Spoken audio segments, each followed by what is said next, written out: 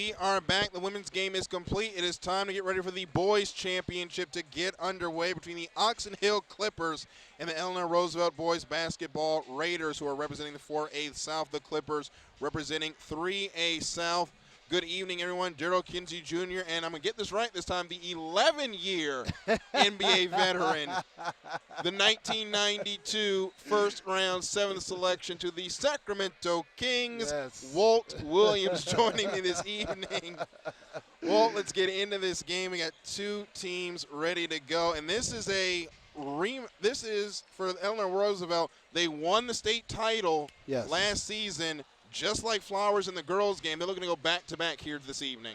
And also, just like the girls' Flowers team, 15-0 in conference play. So this Eleanor Roosevelt team has been dominating all competition.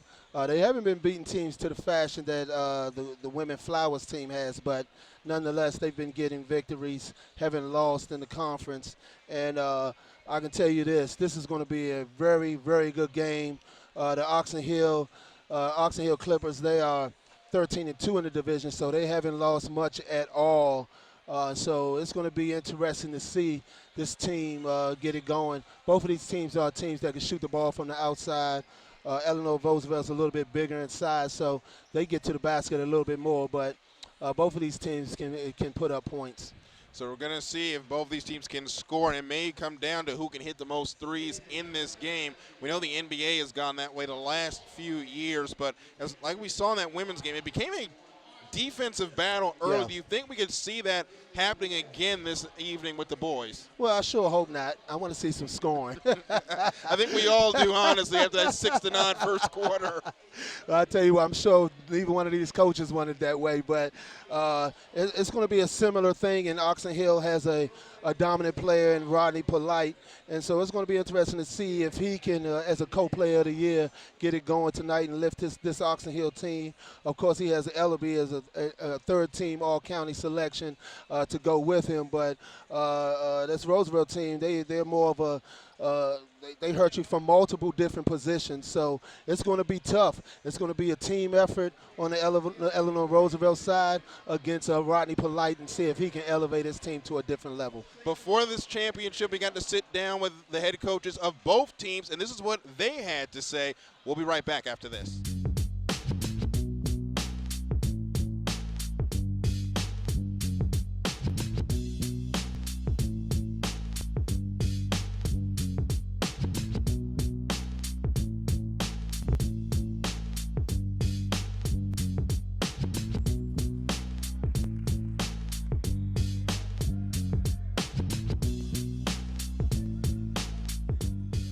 Coach, it's your 15th season. What's so special about this season? Yeah, we're 17-3, so we feel real good about that. I think we play in the toughest league in the state, so the fact that we're in first place and sitting here at 17-3, I feel like it's been an awesome year so far. We did lose a ton last year. All 5 starters, a lot of senior leadership, a lot of points, but we still brought back a good core too. We got 5 seniors this year. 3 of them have been playing varsity since their sophomore year, Lumi, Jahari, and Q. So even though maybe they weren't starting last year, they had a lot of experience. I mean, they were around that winning culture. So I think that helped, and we got some young guys who are hungry. So it's been a good mix. So, you won a championship last year, and you scheduled DeMatha early. What's so special about that? You did it last year, you did it this year. What are you gaining by playing DeMatha every year? Well, I think our players learned that we really need to get better.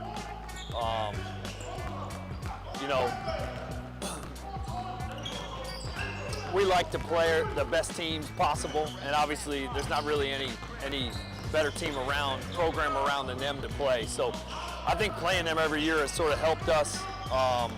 But early in the year, I think, playing them, we realized like we weren't as tough as we thought we were. Maybe we weren't as skilled as we thought we were. And to our guys' credit, we've gotten a lot better since then. We're always analyzing ourselves and how we can get better. So,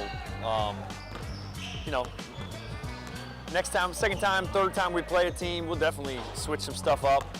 I mean, I think the main things we believe in will stay the same, but there's always some stuff we can tweak and improve. Okay, Q. So you're a senior now. Tell me what leadership you bring to the team. What is your strengths and positives that you bring to the team? My role is definitely to bring leadership, make sure the young guys doing what they're supposed to do, make sure I'm doing what I'm supposed to be doing, to be versatile on the court, not just depending on my athletic ability or my scoring in one night to determine how the night gonna go. So just definitely just doing it all. Lumi, you're known as a defensive player.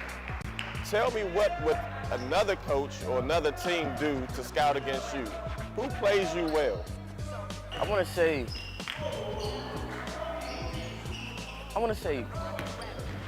Pogba or Duval. Either or. But I feel like they paid more attention to me as I was playing, like Xing me out a little bit and stuff like that. Just trying to make the game harder for me. I feel like those two things.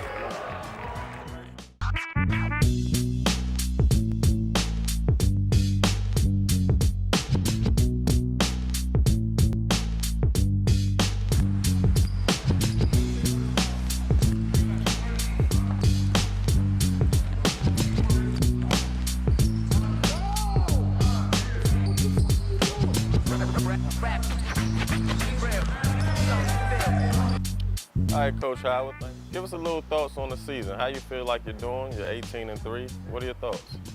Well, I just think that we've made some progress here. This is our third year here at Oxon Hill, and each year we've made some progressions, and we're doing the things that we want to do, kind of instilling my program, my principles, the things that we want to do on the basketball court and off the basketball court as well. And we're just playing some really fundamental basketball, and the kids have bought in, and everybody understands what they're doing. So we're really excited about that. What is something you instill in the kids to take to the next level? Well, each year you definitely have the same goal, which is to win a state championship. And it takes a lot of things that have to go correctly for you to be able to put yourself in that position. So our summer program, what we do, we're going to play anywhere between 45 and 55 games over the summer, definitely to put us in a position so that we have an idea of what we're working with coming into the fall. So that is a big thing, what we do in the off season. And then the commitment from the young men and their families to doing that. We've been very fortunate to have the young men with post-secondary options being able to play basketball after they leave Oxon Hill. And we're really, really proud about that. You only have 3 losses. Tell us about those losses. Well, each one of those losses that we had the ball. We had the last possession. In Baltimore, we lose by 1. In Largo, we lose by 1. And in Fairmont here, we lose in overtime. And we had the ball each of those 3 last possessions. So it could have went either way. I think it was a growth thing for our team.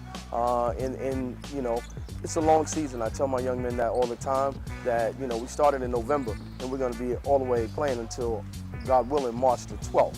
So that's a 5-month stretch. You're going to have your good days, you're going to have your bad days, but being consistent is what we've tried to do, and I think our record shows that at 18-3 currently. Okay, Malik, you're known as the quiet assassin. What do you do to stand out? I just go out on the court and play my game. I know that I can shoot, so I just look for my shot whenever I get the chance. Okay, Ron, you're the leader on this team. What does that mean to you? Just to lead, you know, put my team in a position to win, control the game, control the tempo of the game, you know, just lead us to victory. Thanks for coming on. Thank you for having me. Thank you. Player introductions going on for both teams right now. Welcome back to the Henry A. Wise Gymnasium. This is the boys championship game for Prince George's County between the Eleanor Roosevelt Raiders and the Clippers of Oxon Hill. Let's go through the starting lineups. We'll start with Oxon Hill. The starters are as follows, with Malik Holland and Ryan Curry filling out the guard positions, and then Jaden Myers, Marlon Ellaby, and Walt, the George Mason commit, Ronald Polite.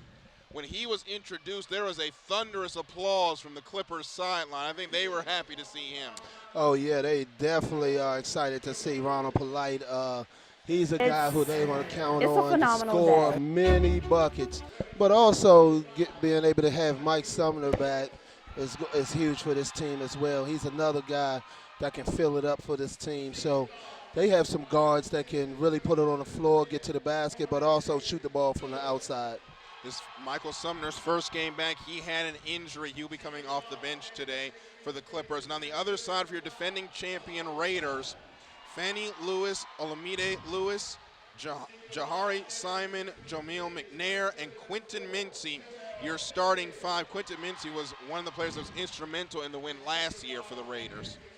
Well, yeah, him and McNair, these guys have been leading the way for Eleanor Roosevelt, 2 first all-county team members. So they're going to count on these guys a lot.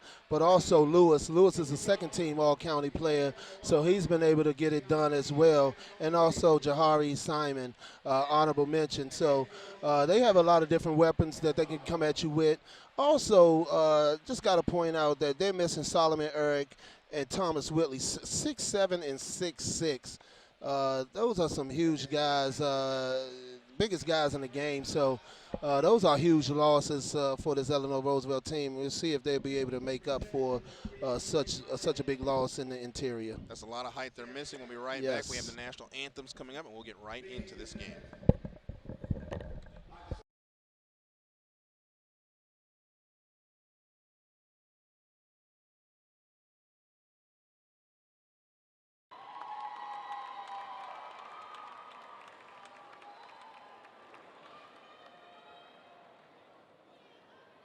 Presenting the 4A league champions, again, O'Shea Watson. Presenting to the Raiders from Eleanor Roosevelt High School, the 4A league champions.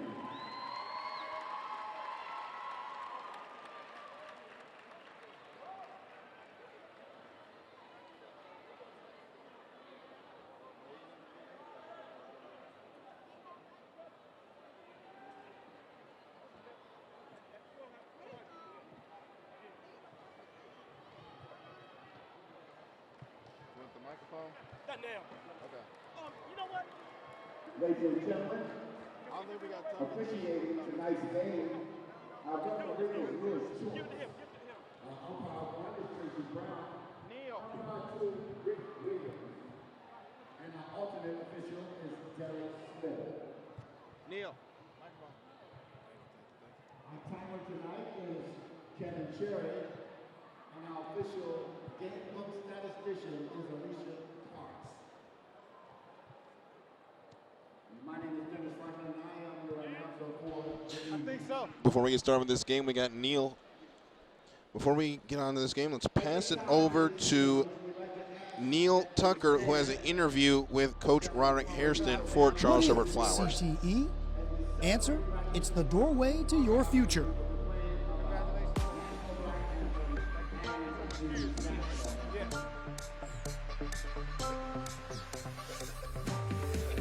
Prince George's County Public Schools offers more than 30 diverse CTE programs in areas like architecture and design, pre-engineering, consumer services, and information technology. Hi, my name is Darrell.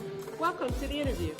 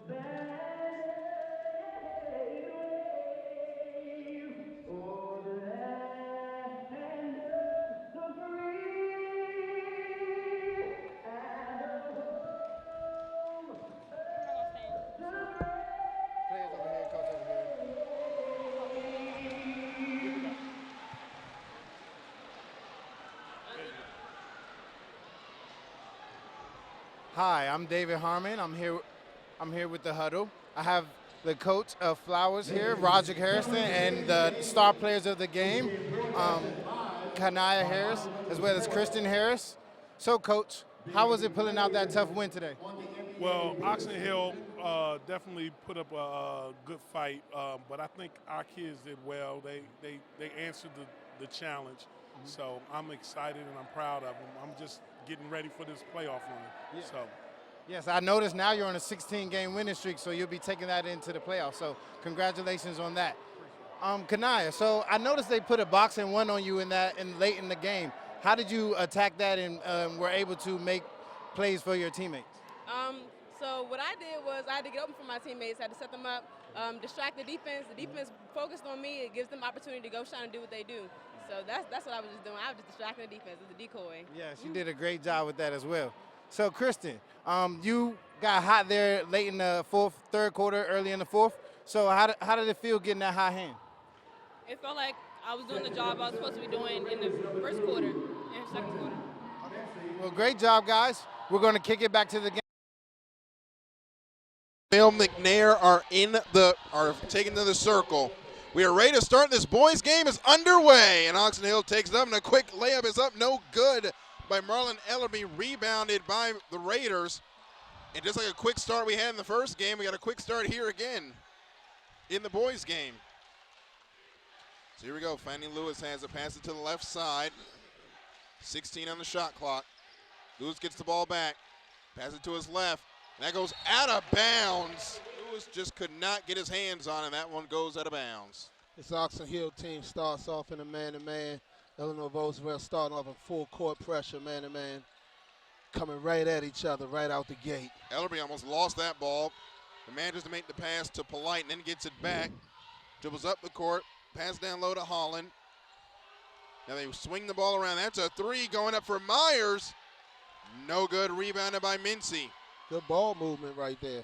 Good ball movement. Just going to get the shot to fall. Now Roosevelt will have a chance now to answer first. 20 seconds to go. Drive in, kicks out. That's a three. And that's good. Good pass. Eleanor Roosevelt dropping out in pressure right now. 2-1-2 defense.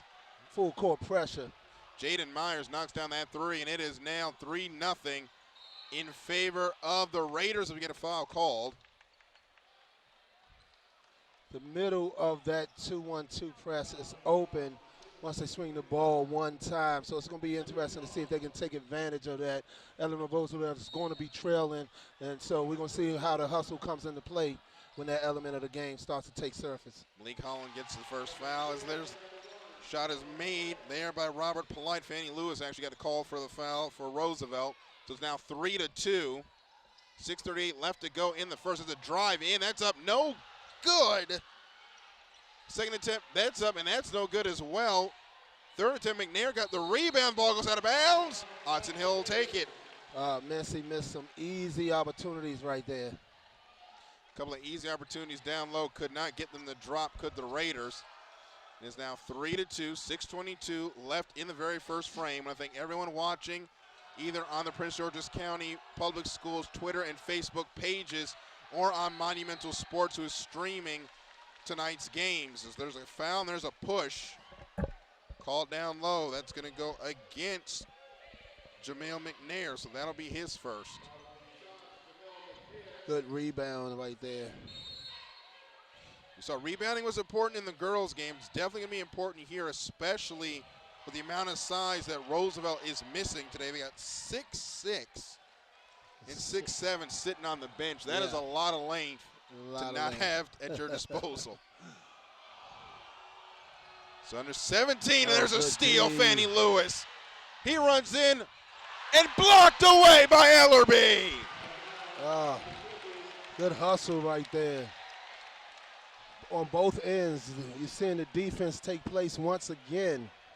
Both ends. And that block bringing the Oxon Hill faithful to their feet. Is now under 6 minutes in the first, still 3-2. A very defensive look to this first quarter of the game, much like the girls' game we just saw. We'll see if it picks up here. Roosevelt works the ball away. There's a layup. That's no good. That was no good by Mincy, rebounded by Eleanor Roosevelt. They'll set up their offense now. Renee, that's no good. No foul called there. Ellerby couldn't get it to go. And now here comes Mincy with the spin and the layup. It's good. Nice strong move by Mincy. Make it 5-2 now. 5:10 left in the very first frame. Now here comes Oxon Hill. Ball down low. There goes Curry with it. Stolen away. Stolen by McNair. He'll go up to the left side of the court. Dribbles through the defense. They're going to say he got pushed out of bounds. Foul will go against Jaden Myers. Ryan Carey had the lane wide open. I believe he was shocked that he was that wide open. He didn't take advantage. Sometimes you get to the eyes as big as saucers when you got the lane open that wide. Yes, sir. Just couldn't get it done there. It's now 5-2. There's a turnover. Oxon Hill now has it. They'll look to set up the offense. 15 seconds to go. Pass to Polite. He dribbles in. Picked up by 3. That is a 3 by Myers, and it's good! Myers has had all day to shoot that thing. The defense collapsed. Myers was wide open as there's a turnover. It's 5-5. We could see more as the ball gets poked away. There's a scramble. Oxon Hill has it. Polite. Kicked out. That's a 3, and it's good! Myers again. Back-to-back trays by Myers, and almost back-to-back turnovers by Roosevelt. Just like that, it's 8-5. Under 4 now. Here comes Lewis with the layup. Got it to go. Way to attack the defense. Nice floaty right there in the paint. Makes it 8-7. Oxon Hill continues to lead. That's a turnover. Stolen away. They're going to call a foul against Roosevelt.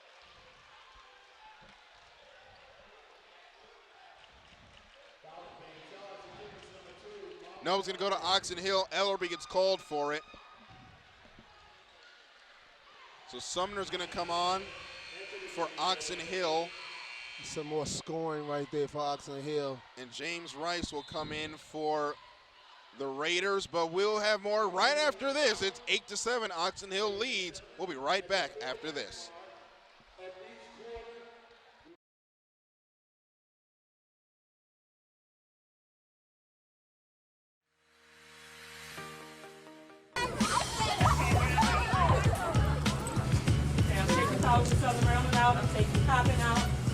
I want to learn about the money, the housing, the people, how it works around here. I also want you to understand the importance of this trip. When you get back this afternoon, we will do some activities to connect to your learning for today.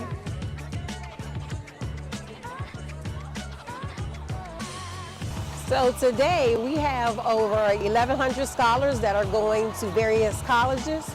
One of the things that was a passion of mine was having students that are first generation college students having the opportunity to be able to have the exposure to be exposed to college campuses. As an avid teacher, that's my dream for kids to know what it looks like to go to college, for them to understand that they can too go to college, that it's not impossible regardless of your background and where you come from. So being able to understand that college is affordable and for them to 3:43 see left to go in the first.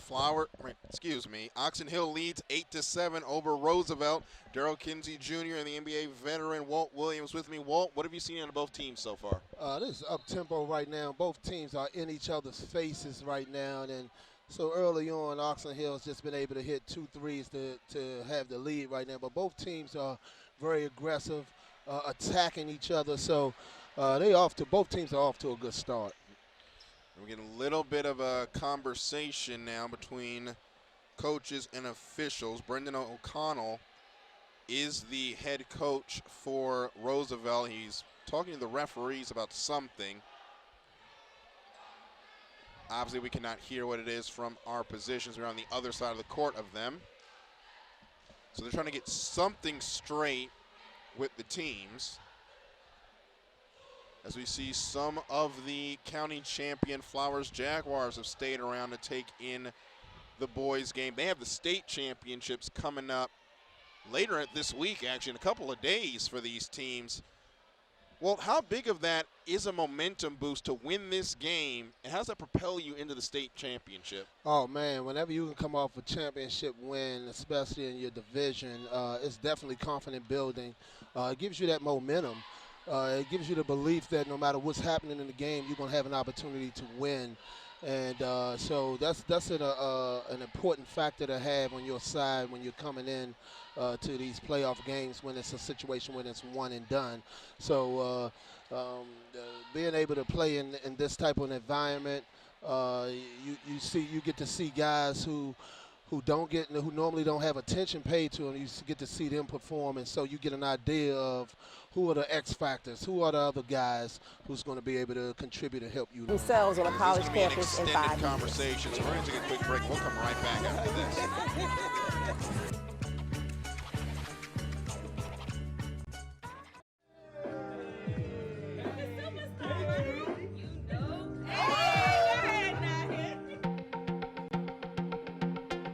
Celebration. It means a lot to see all the people who love and support me, to like see them be with me at this moment.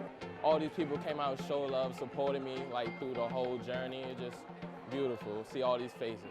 I just want to say good afternoon. Today is a very, very special moment. Today is a great day to be a Clipper. One of the things we specialize in is just ensuring that our young people have a plan. Last year I had the opportunity to really watch you all. You're very talented, and not only are you talented, you're intelligent. So the moment we've been waiting for.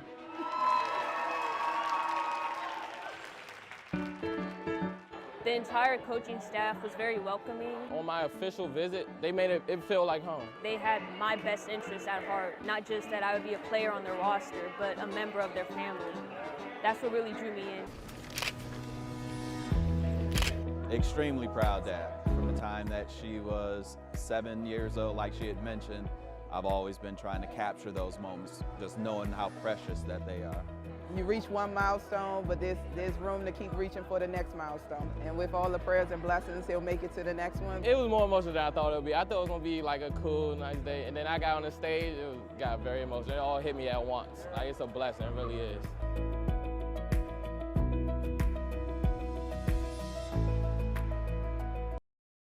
Okay, so we are out of the timeout. Teams are back on the court. We're still trying to figure out, and we're going to wait for the PA announcer to explain what exactly happened there. Coach O'Connell had the scorebook and was talking to the referees. Looks like we are not going to get an announcement of what was happening there, so we'll continue on. Ready to go. 3:40 left to go, and as a steal, Ellerby goes up with the layup, and good! Ellerby off to a good start. Head coach Lewis Howard loved that out of Oxon Hill. It's 10-7. Oxon Hill leads. That was an extended delay. We'll see if these teams can get heated back up after that. Oxon Hill in a 2-2-1 full court press back into a man-to-man. Want some time off the clock. 8 seconds left. Gotta get a shot off here. Oh, man.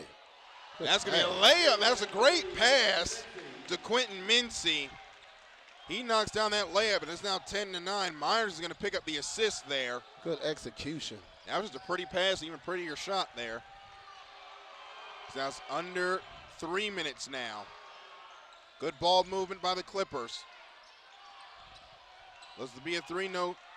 Pulled it back down. Still moving the ball around. 8 seconds to go. Shot is up. That's no good. Rebounded by Roosevelt. That's Rice with it. Ended up with a tough shot on that possession. Mike Sumner had a wide open three from the corner I thought he should have taken. Ended up getting a tough shot from Polite on that possession. Quentin Mincy pass it down low, and that goes out of bounds.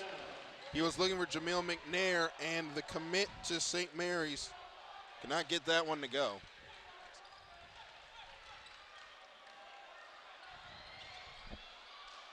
We get a shot up. That's good. Sumner, great decision. Pull up right there, mid-range. Michael Sumner with the basket, and now it's coming back due to a travel. So the Raiders shooting themselves in the foot a little bit here, down 3. 12-9 is the score. Now the pass to Ellerby, and Ellerby will set up. They work the ball into the corner. Oh. Shot is up. No good by Polite. That was hang time right there. And now Mincy brings the ball on the court. He'll go to his left. Pass it in the corner. That's a 3. That's an air ball. Yeah, that rotation came really quick. He rushed that one. James Rice could not find the rim there. Now it's helped by the defense, and that's a 3 by Myers. That finds the rim. Myers has been heating up. 15-9 is your score. And that's a charge going the other way. Oxon Hill is feeling it right now. They definitely had this momentum early on, bringing a lot of energy right now, energy that Eleanor Roosevelt is not matching. The champs find themselves on the back foot, down 15-9. So we get a substitution on the floor by Bryson Whitley is checked in. He almost loses control. He hits the ground. They're going to fight for it, and jump ball is called. Possession arrow is pointing to the Raiders. They'll hold on to it.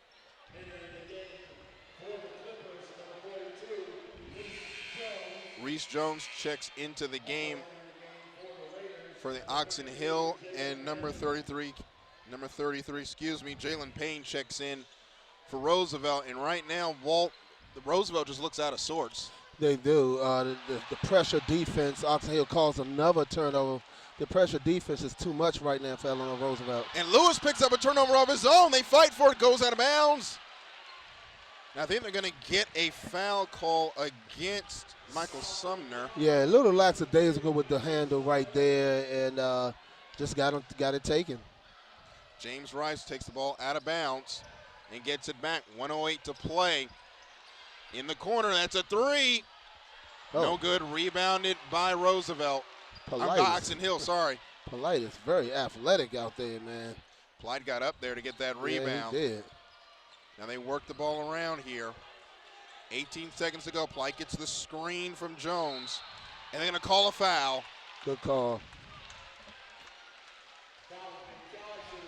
Too aggressive right there to step out on the ball handling that pick and roll situation. So Payne gets his first. That's going to be the team's 4th.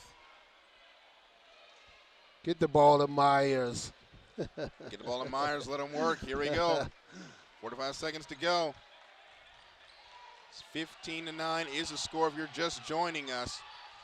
Ball's in the hands of Holland. Holland almost loses it. Picks it up. Pass it to Polite. Now Polite's going to dribble to his right. Goes to 2 defenders. Did he draw the foul? I think he did. You know, Eleanor Roosevelt has to pick it up on the defensive end and try to just cause Oxon Hill to scramble a little bit. But in doing that, you have such a quick, athletic guy in Polite. You could unleash him doing something like that.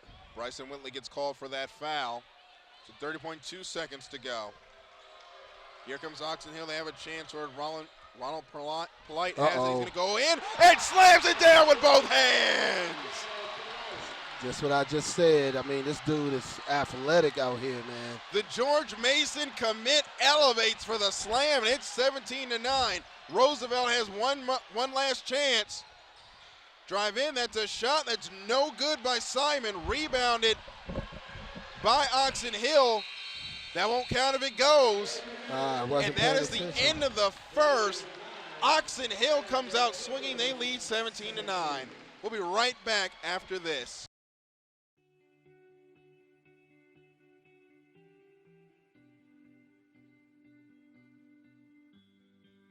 Today is about making sure that I did the same challenge that I provided to principals during summer leadership, and that was to make sure that we got back into the classroom to teach a lesson. The purpose of doing that was to make sure that we focused on the core of our work every day. This is what matters most. Without children, none of us would have a job. So if I wanted to do it for X, what would I multiply this line by? I want positive 3. If I wanted to eliminate this negative 3x, I would multiply this whole line by 3. It's so important for our principals to be able to come back, because it's every day people forget that many times all of our principals have been a teacher at some point. I hear all the time we make decisions, but we don't really understand what takes place in the classroom. With us being able to go back into the classroom to experience that every day, then we eliminate that as an option of why we make the decisions that we do.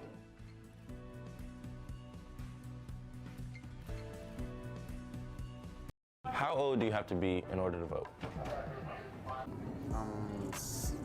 At least 18, right?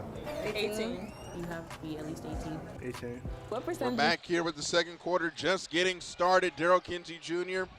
and Walt Williams with you. This is the Prince George's County Basketball Boys Championship game between the Roosevelt Raiders and the Oxon Hill Clippers. Walt, this was a surprising first quarter. It is, man. A lot of action right now. Are you surprised that Oxon Hill is out to this big of a lead? I am. You know, this Eleanor Roosevelt team is very athletic. They can score inside and out. I expected them to come with the initial energy and starting off on all cylinders. So Oxon Hill has gotten it going early on, and you know, it hasn't even been Polite leading the charge right now. It's been Myers from the outside. And Roosevelt's going to have to find an igniter here. That might work as Quentin Mincy knocks that one down. Makes it a 17-11 game, 7:18 left to go in the second. As Oxon Hill brings the ball up, that's a turnover. Picked up by Roosevelt, drive in, that's shot up, no good. Rebounded by, that's going to be rebounded by Roosevelt. That was McNair that picked it up, goes out of bounds. I believe it will stay with Roosevelt, and it will. Yeah, Oxon Hill right now, and it's just out scrapping them right now. Eleanor Roosevelt hasn't gotten to the offensive rhythm yet. Michael Sumner back in the game. Oh. That's a nice shot. That can get you going. That was a three, and like that, the lead is down to three. 14-17, 6:50 left to go in the second. Jahari Simon. And Sumner almost lost that ball. They managed to find a shot. That's a three. Myers no good. Rebounded by Sumner. Sumner with the putback. Good. Tough bucket right there. Good shot, Myers. You know, he's been hot. And another open look right there. They can't afford to let him get his feet set like that and have all day to shoot the ball. Extends the lead to 5, 19-14 here in the second. 6:26 left to go. As Roosevelt, they work the ball around. 14 to shoot. Ball finds its way down low. Now pass it as a layup run in by Lewis. Waved off. Gonna get him on the charge. Good defense. Myers getting it done on the defensive end this time. So Olamide Lewis picks up the charge, and he's gonna go out of the game.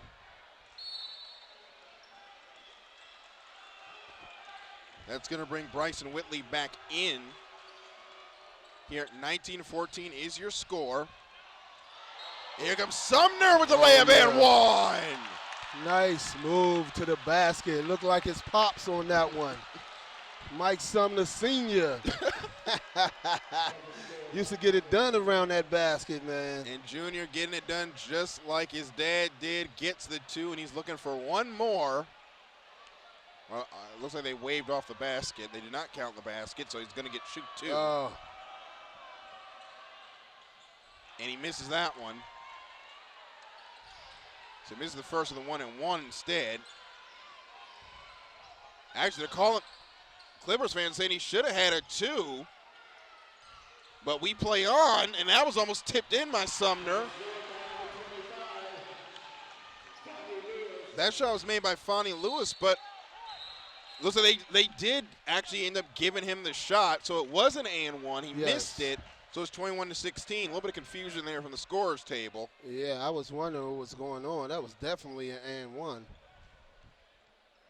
So they get it fixed, and the score is 21-16. Oxon Hill continues to lead. Ryan Curry takes the ball out. He passes it into Sumner, and here comes the Clippers. 20 seconds to shoot. Here comes Sumner. Pass it to Polite. Polite guarded heavily into the corner now to Myers. Myers back to Polite. 8 to shoot. He dribbles in, then crosses over. Crosses back over, goes inside. Foul gets called before the act of shooting. Oh, man. Hey, let me tell you something. Off that pick and roll, he is so quick. He split that pick and roll. The defender cannot get out in front of him and stop him from getting to the basket. I don't know what he's going to be able to do all night. That guy is going to take advantage of the pick and roll every time. Defense could not collapse in time. He goes to the free throw line, misses the first. They're not going to be able to show and get back.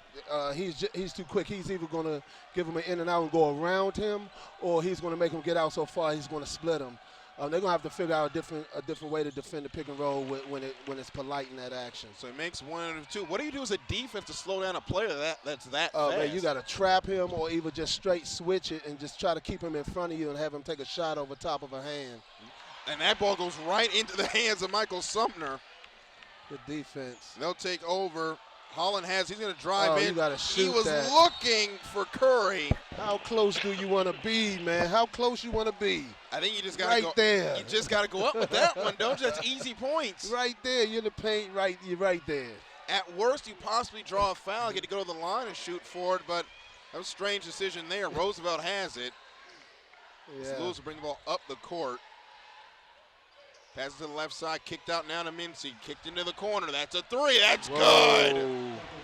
Jahari Simon again from the other side. Second tray of the day for Jahari Simon, and it's 22-19. Roosevelt's not going away.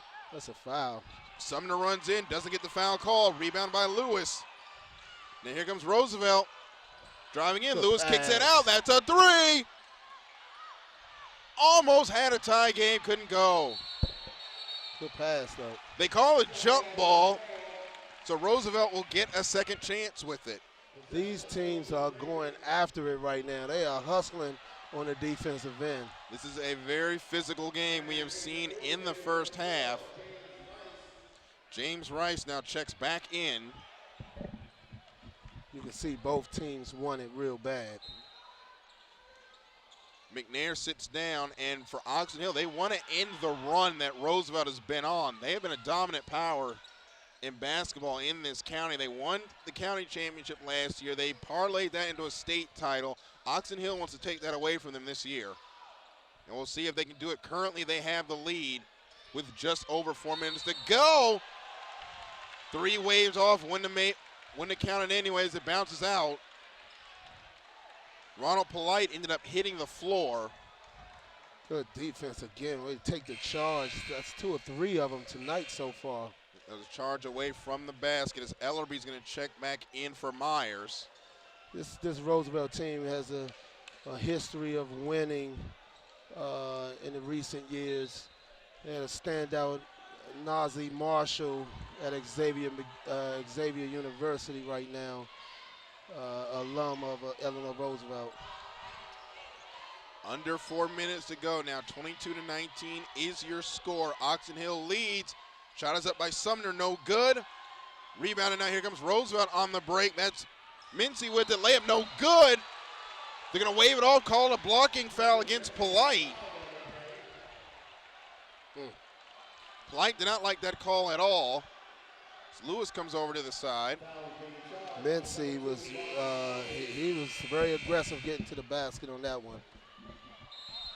And we'll have free throws right after this as we're going to go to a break. Oxon Hill continues to lead 22-19. How old do you have to be in order to vote? At least 18, right? 18. You have to be at least 18. 18. What percentage of people your age do you think have registered to vote? Less than 50%. I would say 40%. I don't know. Not many. When's the next election? November. It's not my birthday. I think I don't know. I don't know. It's coming up though. February? Hey everyone, my name is Joshua Malola and I'm your student member of the board. As you know, we have upcoming elections that will determine our future, and it's important that your voice is counted.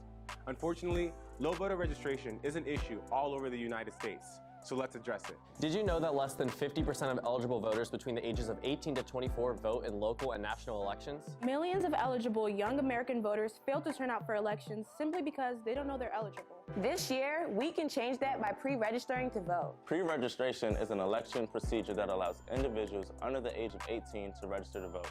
so that when we turn 18, we are ready to cast the ballot. PGCBS wants all students 16 and up to make the youth voice heard. When we all register to vote, we get to make change together. This March, PGCBS is launching a voter registration drive. If you're going to be 18 years old on or before November 3rd, 2020. Coming back to free throws here at the gymnasium at Dr. Henry A. Wise Junior High School. This is the Prince George's County High School this is the Prince George's County High School Championship basketball game for the boys between the Raiders of Eleanor Roosevelt and the Clippers of Oxon Hill. Darrell Kinsey Jr. and Walt Williams with you. First free throw was made, second was not, so the score is 22-20. Just under 4 minutes to play here in the first half. It's been a very physical game played between both these teams as Ellerby drives in, but he's going to pass off to Sumner. Sumner goes over the layup, no good. Good move, got to finish that. Mincy gets the rebound and passes to Lewis. Now bring the ball up the court. And that's a foul going to be called against Jahari Simon. Good call. Good call. Actually, looks like it's going to be called against. It was not against Jahari Simon, excuse me. Blocking. Yep, they're going to call a blocking fellow, a platoon change here for Roosevelt as Carlos Kennard, Jahir McNair comes in. And they'll run the offense. That's taken away. Mincy went up to get it, but could not bring it down. And it's turned over. Polite brings the ball up the court. Now that's a three. Long three, no good. Rebounded by Mincy. Terrible shot right there. Terrible shot selection right there. And had plenty of time in the shot clock as well to make something happen. He was covered too. Now, unless that jump shot is water, that was a terrible shot. Unless you're shooting like Steph Curry, you should not be stepping back there. He was right there on the defensive end, eh? So here comes Roosevelt. That's a much better three. Unfortunately, same result there for Kennard. No good. Remains 22-20. Now here comes Roosevelt working the ball around. Polite stops. Now comes to his left. He's double teamed. Yes, that's what you have to do to get it out of his hand. Finds pulling now. Sumner in with the layup. Way to finish. Thought he was going to dunk that one. That was a pretty layup. Makes it a 4-point lead. And poor Joel McNair just got robbed in the most literal sense as Ryan Curry just came from out of nowhere and just took that ball out of his hands and went out of bounds. Yes, he did. And now Mincy has it. Jules was left now to his right and then passes the ball to Lewis. Back to Mincy. Mincy pulls up a three. That's blocked. Man. Covered a lot of ground on that one. That's a great block by Jones. Now Polite try to get that in. Jones try to get the rebound. No good. Here comes McNair with it. Puts it up and good. Nice move in transition by McNair. Jamel McNair makes us a 2-point game. Like a Euro step on that one. Under 2 minutes to go. Uh-oh. And Polite just left wide open, and lane was wide open, and he just drove on in and got the score there. That was easy work right there. That is not what Roosevelt's defense wants to let up. I can assure you of that. This is 26-22 here with 90 seconds to go. Layup no good by McNair. Rebounded by Polite. Actually, no, rebounded by Ellerby. He brings the ball up the left side of the court. Actually, I was right the first time. It was Polite. Reese Jones causing problems down there in the paint. Yep. There was an open shot. He took that away. That should have been a layup right there. Jones should have went in for that one. Pull-up jumper, good. Mid-range. And a timeout on the floor as Polite taking over this game right now. Yep. Oh, and wow. a 1,000th point for Ronald Polite. Yes. Fantastic feat right there. It's a great feeling to do something like this. Great accomplishment for that young man. Ronald Polite, swarmed by his teammates, going to take the pictures, present them with the basketball. Incredible high school career. And we'll get back going in this game. What a way to cap it, 1,000 points. Ronald Polite in his career, co-player of the year in 1A, 2A, and 3A. Probably should have had it all by himself, but we won't get into the specifics of that today. He's going off to George Mason after this, and 1,000 points. Congratulations to Ronald Polite. Yeah, hats off for him. He's worked hard. He got a lot of family support out here, friends. The cheering section over here for Polite. Gonna say a family member grabs the ball. Special black and gold ball in Oxon Hill colors to commemorate the event. And we're gonna get back. Actually, no, we're gonna go into a regular timeout now. So we'll be right back. Oxon Hill, leads by 6. It's 28-22. All right, go. What is CTE? Answer, it's the doorway to your future.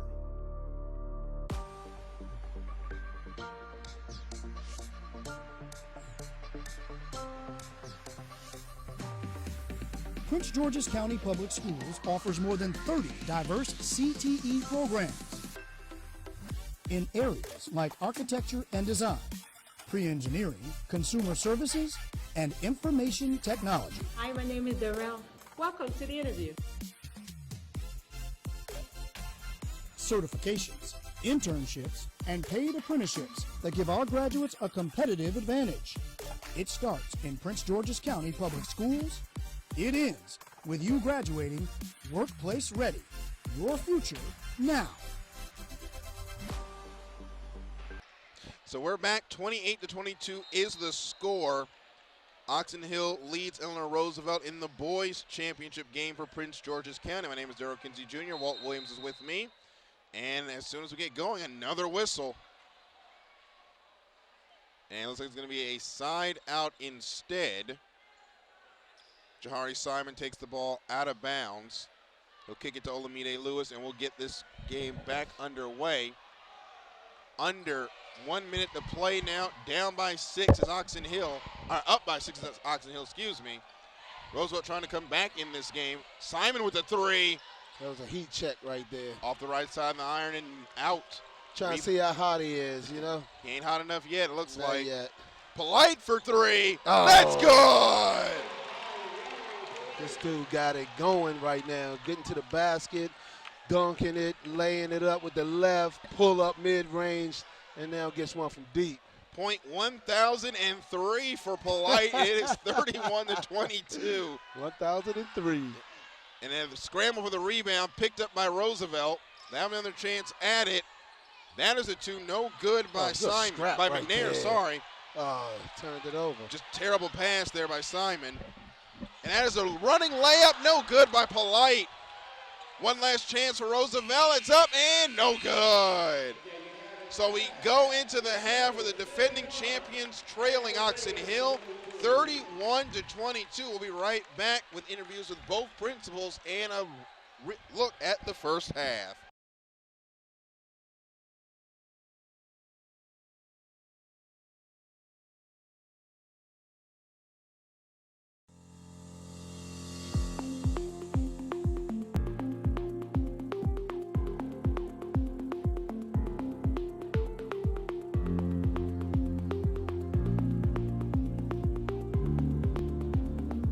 The Resident Teacher Program is a very unique program to Prince George's County that creates other alternatives or pathways for individuals who want to switch careers and join the workforce of teaching our young scholars. I was a career changer, so I came from a background of kinesiology. I was working at a physical therapy clinic, and I didn't know much about being a teacher before the Resident Teacher Program. The resources they provided me really helped me to feel safe. Being brand new. The Resident Teacher Program was fantastic in terms of support because we get a lot of training over the summer, and then we continue having professional development throughout the school year. And the best part of the program for me was the mentoring teacher. Research is very clear on the impact that a mentor has on someone beginning in the profession, and so we provide them with a year-long internship experience where they can network and get support directly from a mentor day to day, just to help them to navigate all those challenges that a teacher would face in the classroom. So having the mentor teacher involved was incredible. Having her coming to visit me on a regular basis, knowing that I could email her at any time, asking her to come and observe my classes and give me feedback in those beginning years was instrumental. I really liked having somebody else in my classroom at the beginning. It was nice to kind of debrief with somebody after every class and make those minor adjustments. Looking into the resident program, I would tell you to not be afraid to jump, because you might not know all the supports that you have in place, but when you jump, the resident teacher has set up so many fail-safes that you will be caught. So we know what it takes to be a successful educator. And so part of that is really equipping teachers to know how to navigate the curriculum framework. How do I begin to design a lesson plan? How do I learn how to network with my colleagues? Everything that a veteran teacher would need, we prepare our resident teachers to be able to have those same skill sets and qualities. This program has actually given me everything. It gave me an opportunity to become a certified educator. It also gave me a foundation of support that I continue to use to this day. I'm forever indebted to the teachers, to the instructors, but also to the mentors who nurtured me, who cared for me, and who still, hug me today if they see me, and they really gave me an opportunity to really launch my career and to move in the trajectory that it has. There is no other place like Prince George's County Public Schools. We have over 130,000 students. We have 207 schools filled with beautiful children. Our scholars have aspirations to be the greatest in this world, to be doctors, to be engineers, to be in the military, to be chefs, to own their own business, and you have the opportunity to help them achieve that.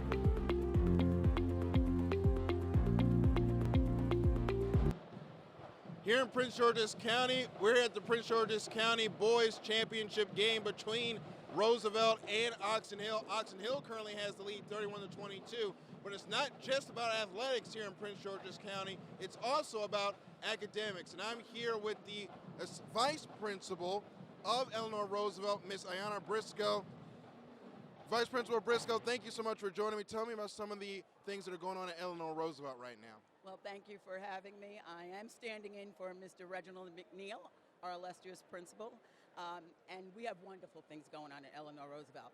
We are a #1 school. We pride ourselves in being a 4A rated school. We pride ourselves in our programs. Our Science and Tech program is one of the most competitive and most challenging programs in the county. We are also we also have programs Capstone. We are moving forward with our AP program and getting kids involved in AP and challenging them in our thinking.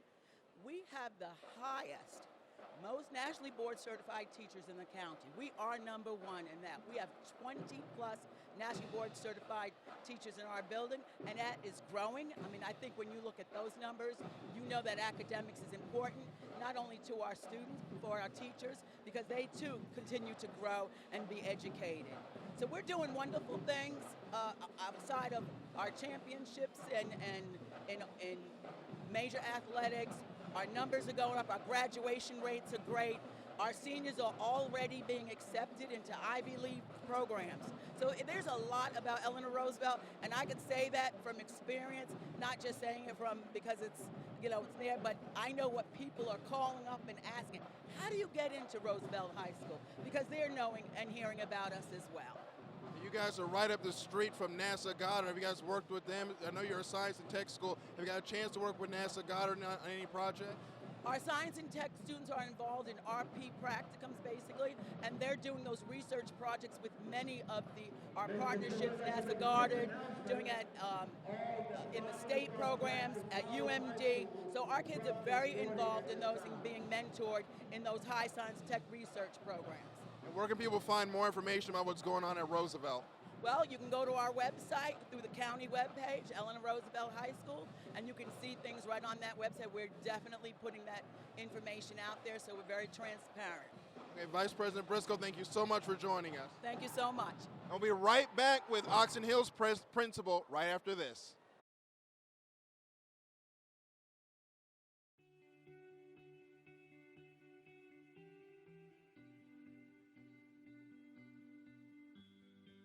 Today is about making sure that I did the same challenge that I provided to principals during summer leadership, and that was to make sure that we got back into the classroom to teach a lesson. The purpose of doing that was to make sure that we focused on the core of our work every day. this is what matters most. Without children, none of us would have a job. So if I wanted to do it for X, what would I multiply this line by? I want positive 3. If I wanted to eliminate this negative 3x, I would multiply this whole line by 3. It's so important for our principals to be able to come back because it's every day people forget that many times all of our principals have been a teacher at some point. I hear all the time we make decisions but we don't really understand what takes place in the classroom. With us being able to go back into the classroom to experience that every day, then we eliminate that as an option of why we make the decisions that we do.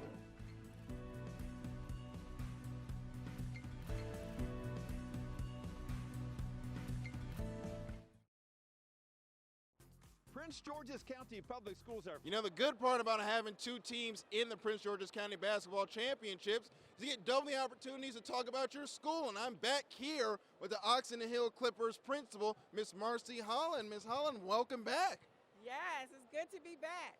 So we know the first game didn't go your school's way. The second game going much better in your favor, but we're going to talk about academics here. Just tell the people about some of the things that are going on right now in Oxon Hill. Yeah, so we are a science and technology school. We are also a CTE school. We have several CTE programs. We have a National Academy of Finance. We have a culinary program. We also have a Project Lead the Way program where our students get an opportunity to learn engineering, pre-engineering experience. And we're also a one-to-one school, the only one-to-one school in the county. And that one-to-one school, you guys have the Chromebooks in the classroom. How does that enhance the learning potential of your students? So it gives the students the opportunity to use technology in a way that it enhances their educational experience, whether through research, problem solving, or just having that additional tool to maximize their learning. And where can we find out more information about what's going on at Oxon Hill? You can go to Oxon Hill School's website or follow us on Twitter. All right, thank you, Principal Holland. Hopefully this second game ends well as it's going right now for you guys. Yes, go Clippers! We'll be right back with the start of the second half right after this. Flying high these days, especially here at Duval High School, where this brand new building, the Aerospace and Aviation Building, is about to open. So yes, graduates of this program, they're going to be flying our planes and they're going to be going into outer space in no time at all. Right. Hold on. Gotta come back on. Hold on. Just stay like that. Landing a jet on an aircraft carrier would put most mortals into a cold sweat. But for Zoe Mosley, a remarkably calm sophomore in Duval High School's aerospace program, even her first ever piloting attempt showed a steady hand. Ease on. Now left rudder. There you go. You got it. For the students in the aerospace program, now in its 6th year at Duval, the wild blue yonder is about to beckon even more.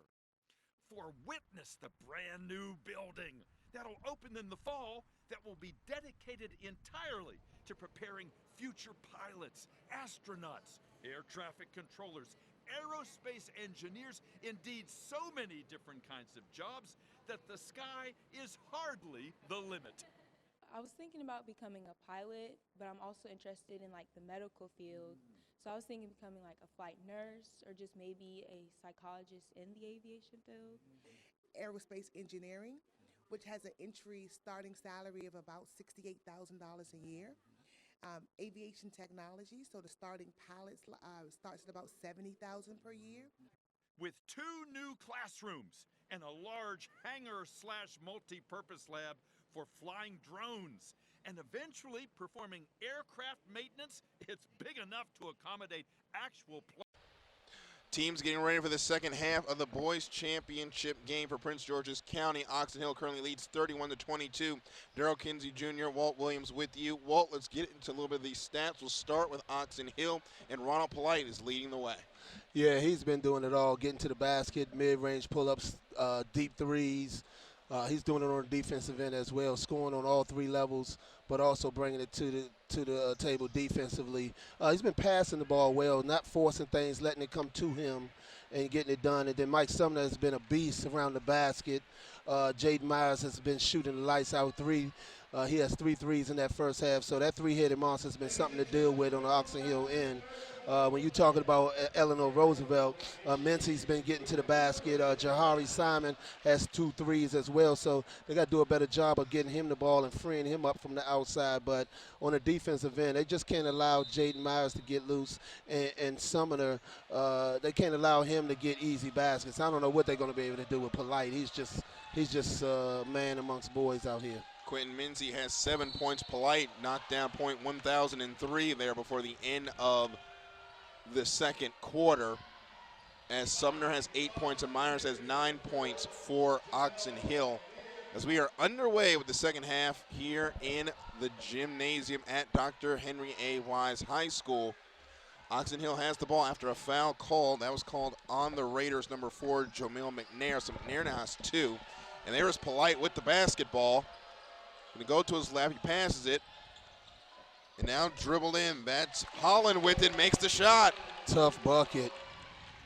So Malik Holland scores, makes this a 10-point game at 33-22, 7:33 left to go in the third. And Roosevelt, they're going to have to start getting on a scoring streak here, as it is not time to panic, but it's getting close. As we get a 3 up. No good off the front iron. Rebounded by Oxon Hill. It's Ellerby picking up the rebound, bringing the ball up the court, passes to Polite. He kicks it in the corner to Myers. Myers for 3, and it's good. That was 2 different shots. Jahari Simon had a contested 3, whereas Myers, he triple threat, defense was off of him, open shot.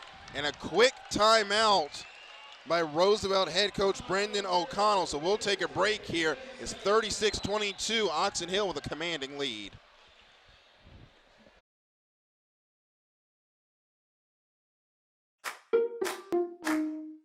I am by Xavier Holmes, and I am the professional school counselor here at William Wirt Middle School. One thing that I absolutely would encourage anyone that's looking to be a part of our Prince George's family is that embrace diversity and the challenge that comes along with it. So if you're innovative, if you believe in collaboration, if you love diversity, if you're creative, if you truly enjoy working with students and families, then this is the place for you. Teach with us. Welcome back to the boys championship game at Prince George's County here at Dr. Henry A. Wise Junior High School. Daryl Kinsey Jr., Walt Williams with you.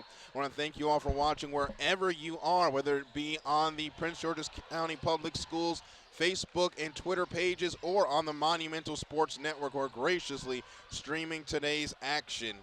Score is currently 36-22, Walt, and we thought this game was going to be close in the first quarter. It has not been close since. Oh, man, they opening it up from the outside starting the second half. So Eleanor Roosevelt got to do a better job of getting to the shooters. Can't let Myers get it going. He looks like he is a kid that can hit these threes all night. You've already got Polite with 12. If Myers gets going, it's going to be a long night for Roosevelt. Man. What are you going to be able to do? You need Polite put so much pressure on the defense. You have to collapse on him a little bit. And if Myers is hitting the shot from the outside, I mean, I don't know what you're going to be able to do, especially when you add Mike Sumner coming off the bench, being able to get to the basket and shoot the ball. We lights out time there as Fannie Lewis is going to knock down the shot. Ryan Curry got called by the foul. So it's now 36-23. Make that still 36-23. Rebounded by Ellerby. And he'll bring the ball up the court. 6:39 left to go in the second. Passes to Polite. As Polite has the ball, pass over to Ellerby. Ellerby goes up with the shot. Couldn't get it to go. Tough. In and out. Rebounded by McNair. As Lewis dribbles to his right, guarded by Polite. Kicks it out to Lewis. Now Lewis to Simon. Simon back over to Quincy. Quincy went to Lewis. He dribbles in. He puts up a shot. Couldn't get it to go. Good pass. Now Fannie Lewis, actually that's out of bounds. That's Olamide who hits that shot. That was a good pass. Had the ball in the paint, kicked it out to a wide open jump shot. And here is Ellerby with it. Oh, and Polite just sends Lewis out of bounds and knocks down the 3. What are you going to do? That is not a highlight reel play there for Olamide Lewis, I'll tell you that much. Trying to answer back with a three, no good. Rebounded by Ronald Polite, and Polite's just doing it. He's scoring. What? If he had knocked that one down, just send him home at that point. That was an NBA caliber three, and just couldn't get that one down. Olamide couldn't get it done. Rebounded by Curry. Ellery passes back to Ronald Polite. He checked right quick on the last one. Sometimes you got to check and see how hot you are. I mean, he's been hot, just not hot enough for that one yet. If he's hot enough for that one, we're going home early. Might be a 40-pointer tonight. Yeah. So 39-26 is your score. Under 5, Polite. He's hot. That's all I can say. That's another three. Fire. 42-26 is your score. And that shot up, that is good by Jamil McNair. So that makes it 42-28, but Roosevelt has got to find some sort of extinguisher for Ronald Polite. They went boxing one on him defensively. That did not work. You have to double team him or something. Maybe triangle and two and put both of them. And then Ellerby open for three. That one's not in. That's rebounded by McNair. But then it's lost. Picked up by Myers. Now picked up by Ellerby. He's wide open. Blocked. Second attempt, no good. Third attempt is. Polite for the tap in. Ronald Polite is just all over this game right now. He is taking over the third quarter. It's 44-28. There's a foul called, and we're going to go to the media timeout. Thankfully for Roosevelt, maybe this will cool Ronald Polite off. It's 44-28. Oxon Hill leads. We'll be right back.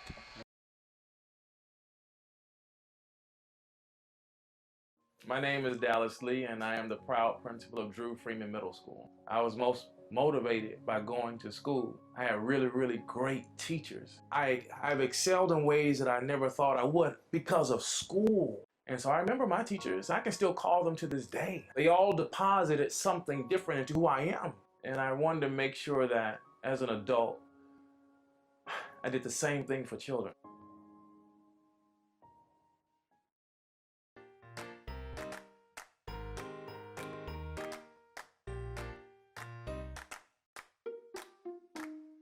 My name is Amy Kamishak, and I am the coordinator as well as the math and science teacher for the newcomer program at Cool Spring.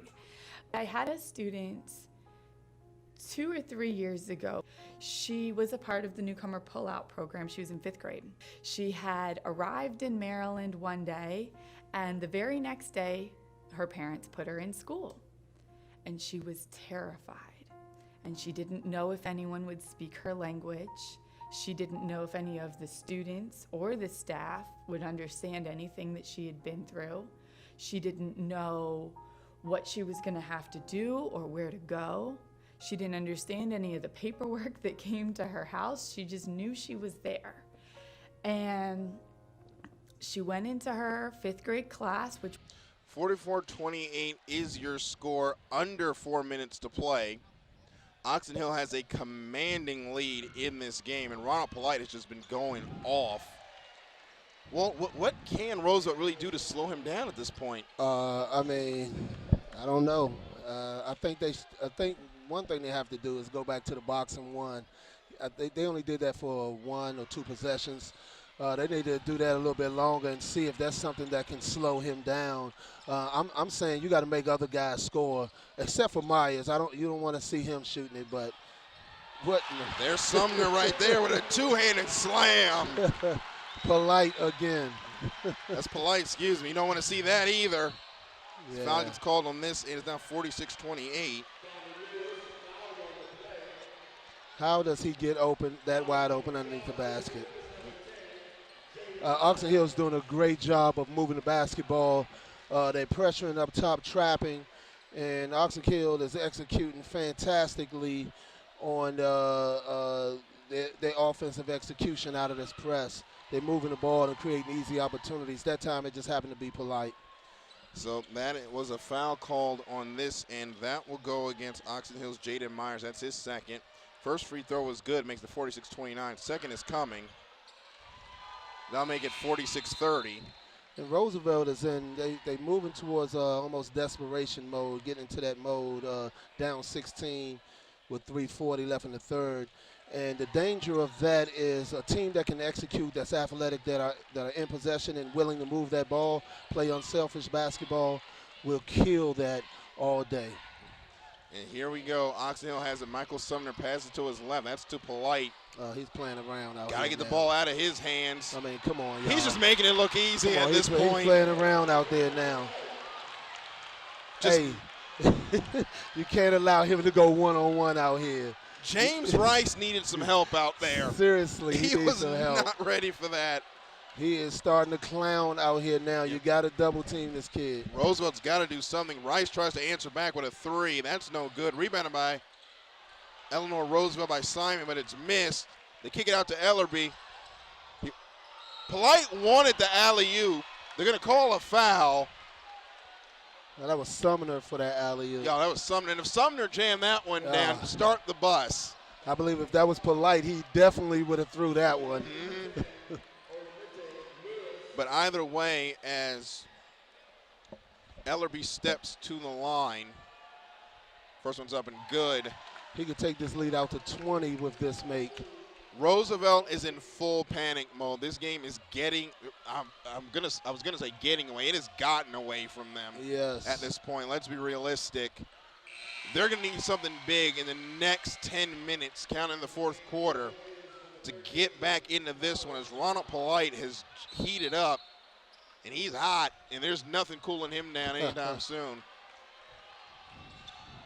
They got to get off that 20 spot before the fourth quarter start. Yep, and they got to find a way to do it now, as Olamide Lewis has to pass it to Rice. Rice for three. Open look. No good. Ellerby has it. Pass to Sumner. Back to Ellerby. They got to keep that ball out of Ronald Polite's hand at this point. So just playing on the left side. Now Polite has it. He pulls up. Oh, goodness. They cannot guard him one-on-one out here. The defense was there. Three on the other side. That's no good. Rebound, that's good by McNair, and a timeout is called. It is 52-32, and it's becoming the Ronald Polite show here in the Dr. Henry A. Wise Junior High School Gymnasium. We'll be right back after this.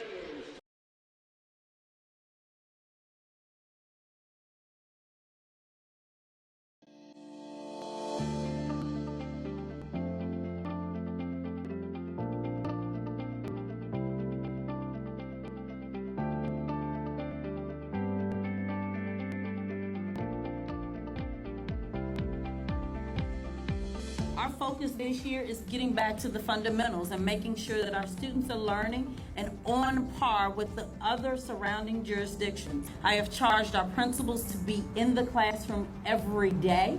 I have even asked them to return to the classroom to teach a lesson.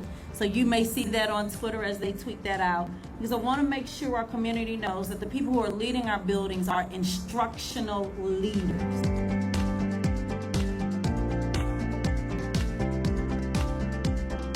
I'd like to thank everyone who joined us at the second Mornings with Monica at Starbucks and Brandywine. I'll be in the community. I look forward to seeing you, and please come out. Make sure that if you need something, you send me an email or 52-32 is your score. This is the Prince George's County Boys Championship game. Darrell Kinsey Jr., Walt Williams with you on the call. Walt, you said they need to get off this 20 spot before the fourth quarter. I don't see that happening with the way Ronald Polite is scoring.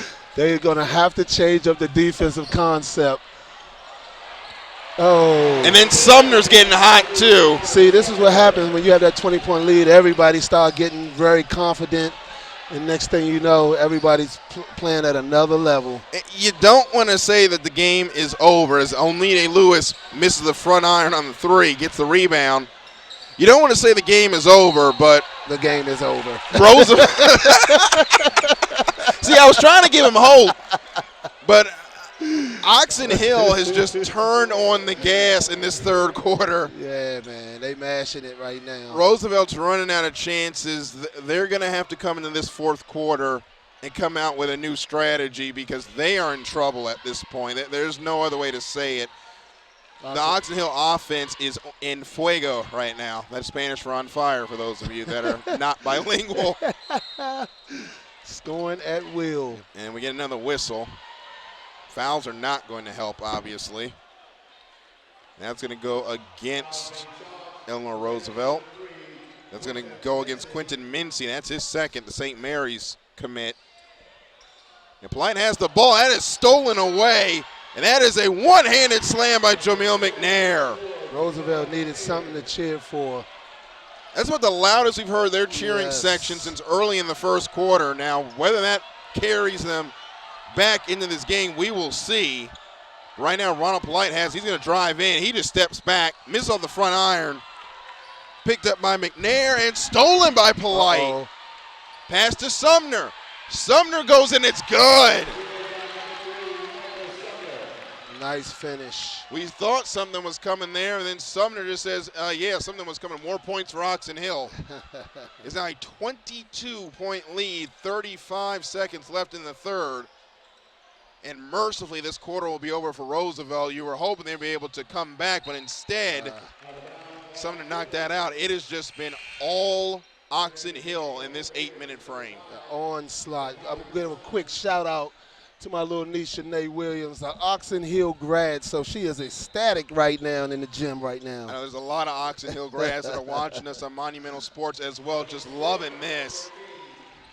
Shot knocked down, and it is now 36-56. So still a 20-point lead. They're close to getting off that 20 spot, but can they slow down Oxon Hill on this side? As we know, they've got at least 3 players that can score. Polite dribbles in heavy. How? Is he even playing full speed right now? I mean. We go into the third. We're going to try to figure out how that shot was made, and we'll try to explain it on the other side. It's 58-36. Oxon Hill in complete control. We'll be right back here at the PG County Boys Championship game. We'll be right back. How old do you have to be in order to vote? At least 18, right? 18. You have to be at least 18. 18. What percentage of people your age do you think have registered to vote? Less than 50%. I would say 40%. I don't know. Not many. When's the next election? November. It's not my birthday. I think. I don't know. It's coming. I don't know. It's coming up though. February? Hey everyone, my name is Joshua Malola.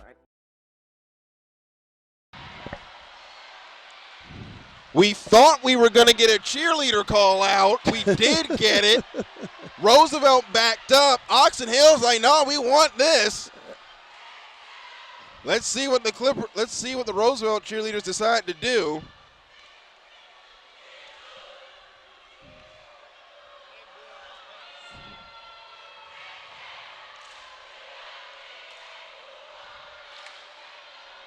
Competition all over the place. Everybody's competing. If Roosevelt's band was here, they'd be competing too.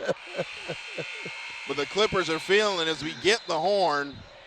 Hey, listen, the only people, it's not just the basketball players out here feeling it. The cheerleaders are in here too, getting it done. We got a backflip battle now. Whoa, don't nobody get hurt. Oh! Oh! Here we go.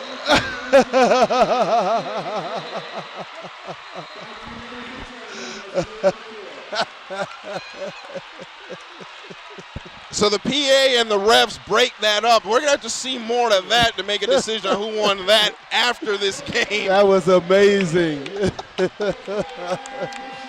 Nice treat right there. The Oxon Hill fans, we can get a shot of that, are going ballistic. They believe they have won it. And so do I. And they're winning this game right now, 58-36. Fourth quarter is underway. Walt, what can Roosevelt do at this point? Oh, man, they got to get hot from the three-point line, unbelievably. And they got to go into a lockdown defense like we have never seen before. So basically you're saying there's not a chance. All right, here we go. So, right there. So Let's go. we got a basket there, back to 20.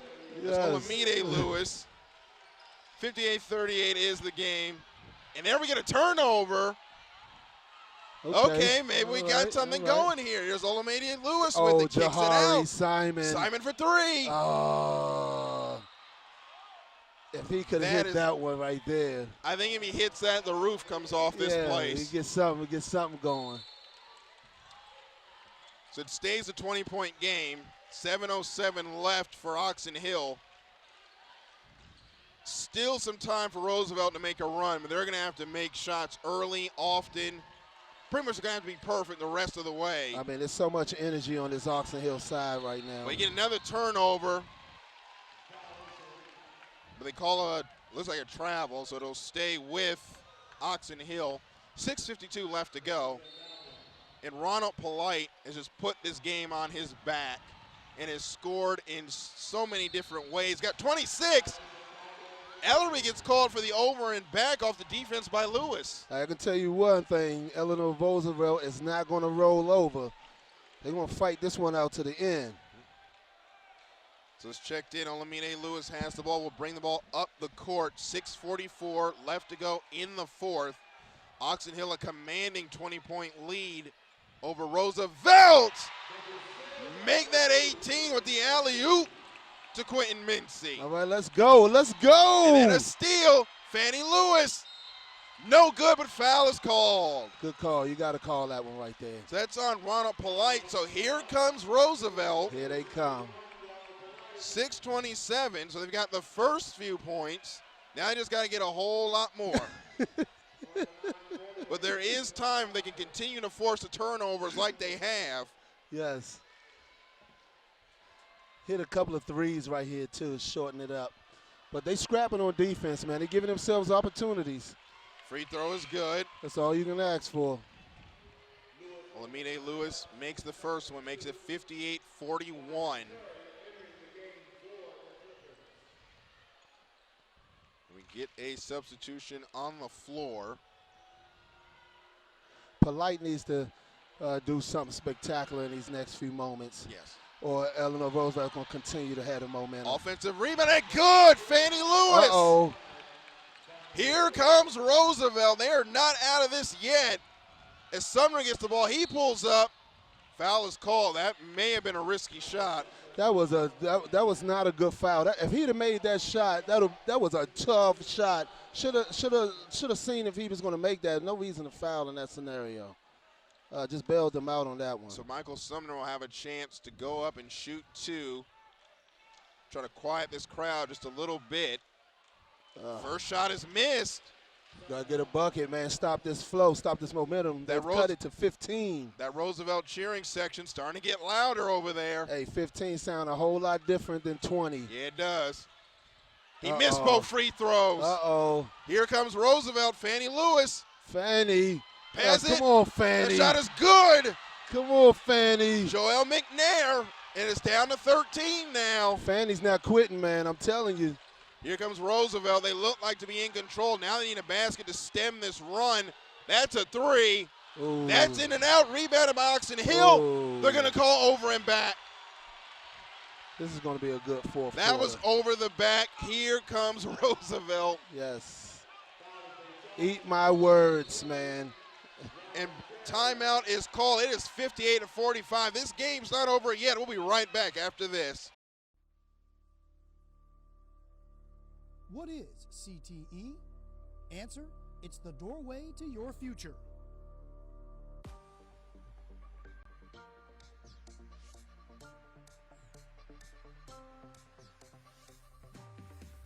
Prince George's County Public Schools offers more than 30 diverse CTE programs in areas like architecture and design, pre-engineering, consumer services, and information technology. Hi, my name is Darrell.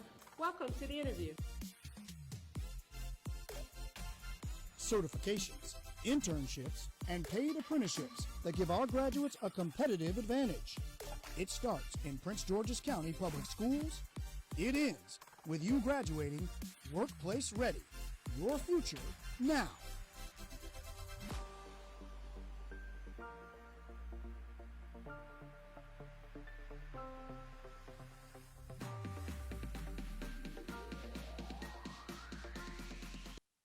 So it looked like an Oxon Hill runaway, but somebody forgot to tell Roosevelt as we are back underway here in the Henry A. Wise Gymnasium. This is the Boys County Championship game. It is 58-45. Oxon Hill continues to lead, but the Roosevelt cheering section has gotten up, and that's a turnover. That's Sumner wide open. That'll sit him back down. Fanny with a rare mistake. He has been instrumental in this comeback. Is it weird to say that Roosevelt needed that with how the game has been going? They didn't need that. Jari Simon knocks down the three. That's his third one of the game. They're going to have to start heating out from under there because they got to start taking big chunks out of this lead if they want to come back. It's Polite. I mean, how can he get all the way to the basket like that? You got to put somebody in front of him as Lewis runs in, can't get it to go. Picked up by jump ball. Last arrows pointing towards Oxon Hill. And you're right, Walt. How does Ronald Polite get a lane that open with what he's done today? I mean, he drove from the 5-second line all the way to the basket for a wide open layup. I mean, how can you do it? How can it happen? 3 people on him, still able to make the basket. By our count, he should have 30 right now. Ronald Polite just put the game on his back. And that is almost a turnover, knocked out of bounds by Jari Simon. And that is good for Oxon Hill as we're now under 5 minutes. Yep. And Sumner's going to bring the ball up the court. Passes it to Myers. Myers lost it. Fanny. Picked up by Fanny Lewis, and it goes out of bounds. Oh, man. Quentin Mincy takes the blame for that one. They needed that basket right there in the worst way. Yes, That made it 12. Yes, they did. Myers checks back into the game for Oxon Hill. So Myers back in. Oxon Hill looking to put this one away. That was a good thought, but a bad pass bounced around his feet. That was a good thought. He was wide open for Lee a layup. Collin was open, but too quick on that pass, so that's a turnover. Roosevelt takes control of the ball. 4:35 left to go. Chance of defense from the Oxon Hill supporters. Now 4:30 to go. 16 to shoot. Simon dribbles to his right. Oh, good passes pass, down low to man. McNair. Couldn't finish. Mincy knocks it in. Good pass. So now we're down to 12. They were trailing by as much as 22. And Roosevelt back in it. Oh, nice move by Sumner. Sumner trying to put them back out of it is now 64-50. 4:05 left. Shot is waved off. Fanny. I like this kid, Fanny Lewis. He's a fierce competitor, man. He's going after it. I like his spunk right now, trying to keep his team in it. So Lewis got called for the foul.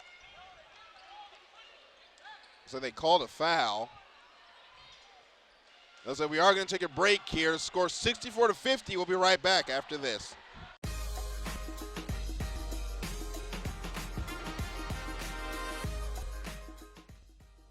Hello, Prince Georgians. This is Angela Alsobrooks letting you know that applications are now open for our nationally recognized Summer Youth Enrichment Program. If you are between the ages of 14 and 22, we've got over 6,000 jobs waiting just for you. Whether you joined us for SYEP last summer or this is your first time, we want you to apply to be a part of this year's program. And it's easy. Just visit our website for more information. Apply today for an opportunity to have a great summer work experience, to work with industry professionals, and to earn your own money. Thank you all so much, and I know you'll make us Prince George's proud.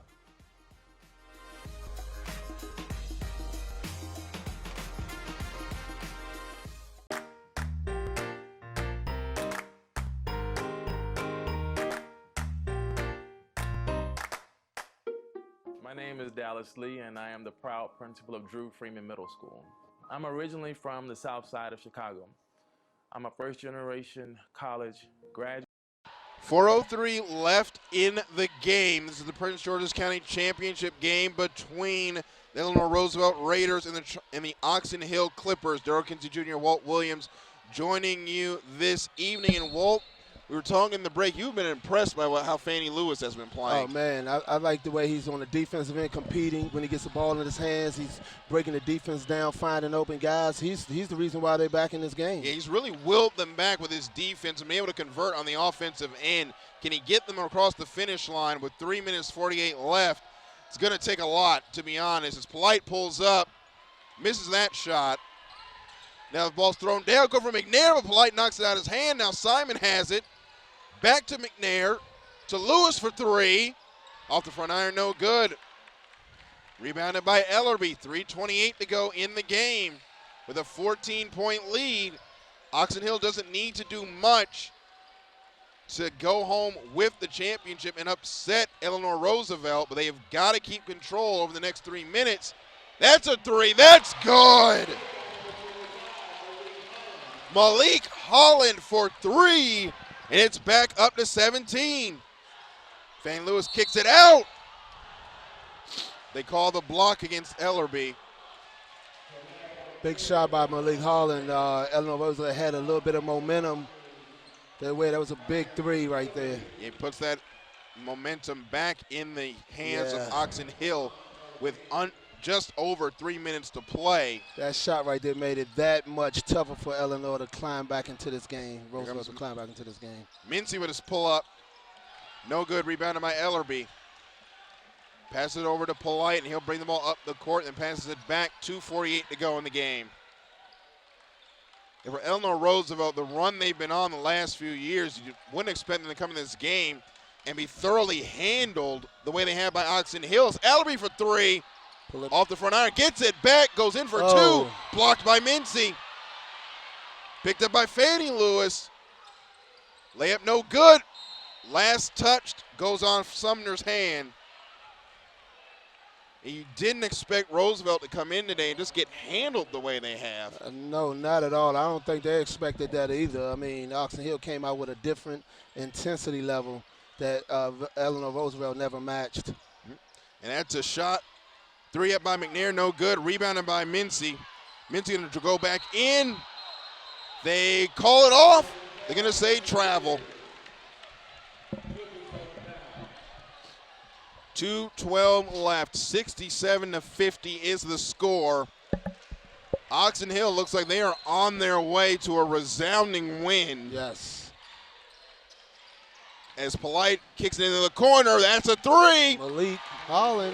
Malik Holland may have just ended this game. It is back up to 20 with 2 minutes to go. Yes, he did. But Fannie Lewis is not giving up. Gets his own miss. Picked off. That's a slam by Sumner. Doesn't make it, but they wave it off. He gets the foul called. Very athletic right there. Both of those guys, Mincy and Sumner, both athletic. Well, I don't know if you've seen this before, but they're starting to jingle the keys in front of us. Think this one is about over. That means it's time to go home. Oxon Hill came into this game. His first free throw is up and good. They put the pedal to the metal, and they have dominated the majority of the proceedings tonight. I mean, the guard play was sensational. You're talking about Ellerby getting to the basket, just causing havoc on the defensive end and creating on the offensive end.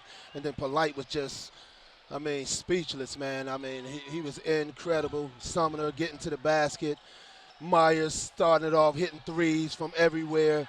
They had contributions from a lot of different players. Jump ball there. Possession arrow goes to Roosevelt. And they're going to empty the bench for Oxon Hill. As Roland Polite, Cameron Gregory, Sincere Moore, Reese Jones, Anthony Pullen, all those players going to come into the game now. Zion Tyson is out there. Reese Johnson also out there, number 32. Roland Polite is out there. This is Oxon Hill saying, boys, you've done enough. Yeah. Now let's go home. Yeah, you got to get the guys in who've paved the way in practices to help this team get to this level, giving them an opportunity to get out here and get some of this court time. Roosevelt has done the same. There's got a new set of players out there for them as well. And that ball goes out of bounds. That was Jaden Hogg sending that ball out. 1 minute 18 to go. Oxon Hill on their way to a victory. Zion Tyson has the ball, throws it down court. That ball almost gets stolen away.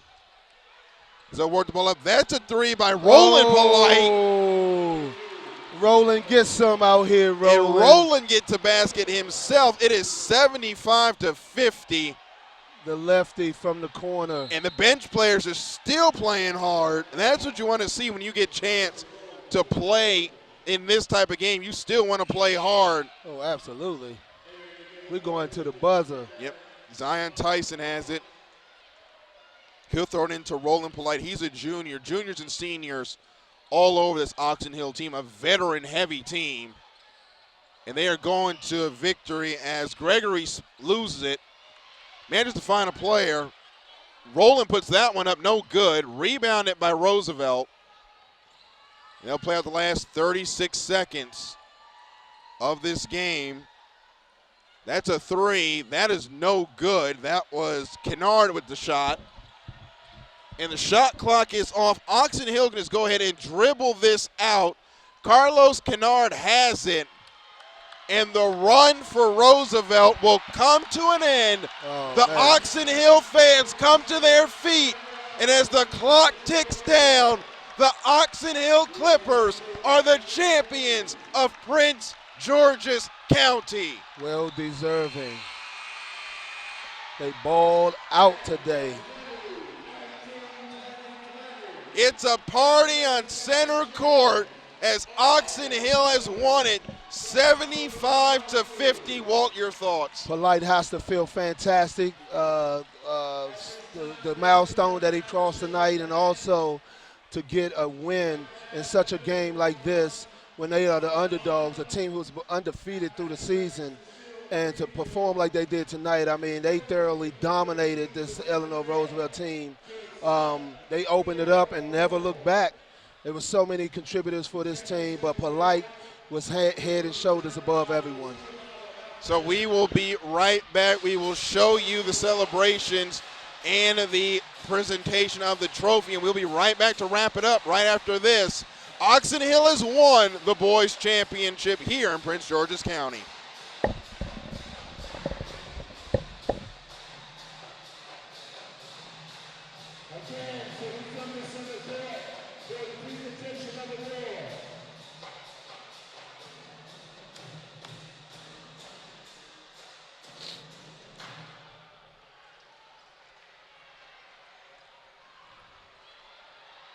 Oh, man.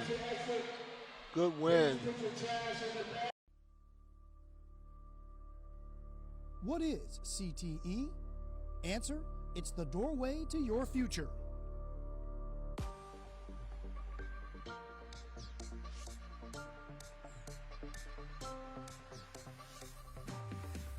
Prince George's County Public Schools offers more than 30 diverse CTE programs in areas like architecture and design, pre-engineering, consumer services, and information technology. Hi, my name is Darrell. Welcome to the interview. Certifications, internships, and paid apprenticeships that give our graduates a competitive advantage. It starts in Prince George's County Public Schools. It ends with you graduating workplace ready. Your future now.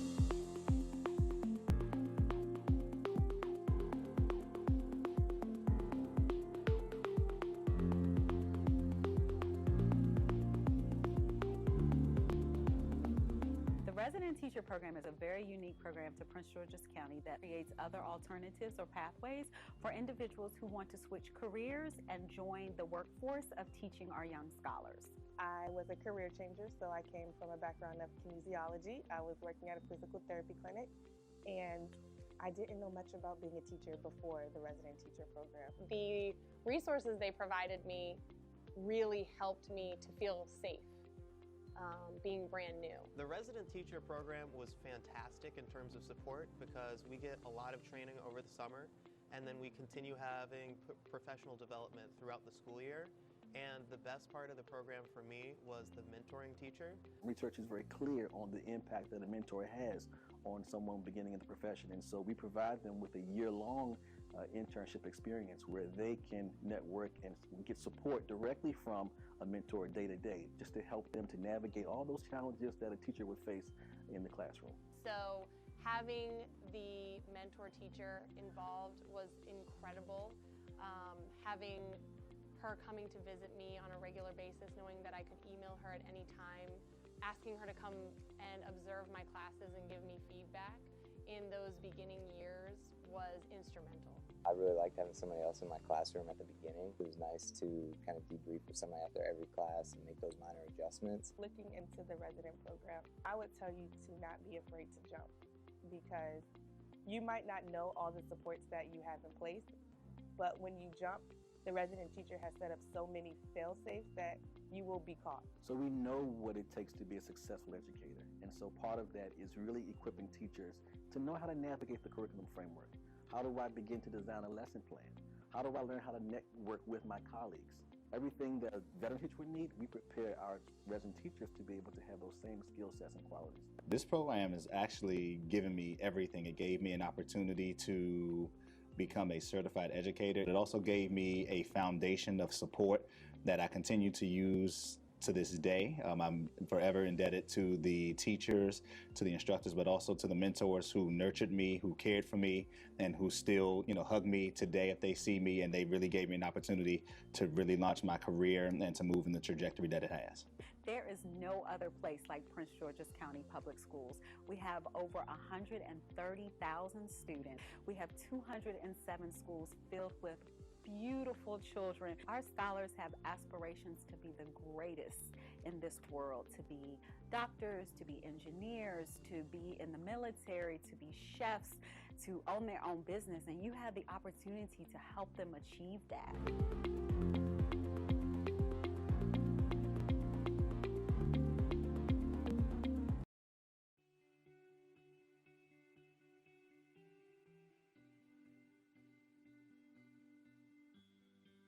Today is about making sure that I did the same challenge that I provided to principals during summer leadership, and that was to make sure that we got back into the classroom to teach a lesson. The purpose of doing that was to make sure that we focused on the core of our work every day.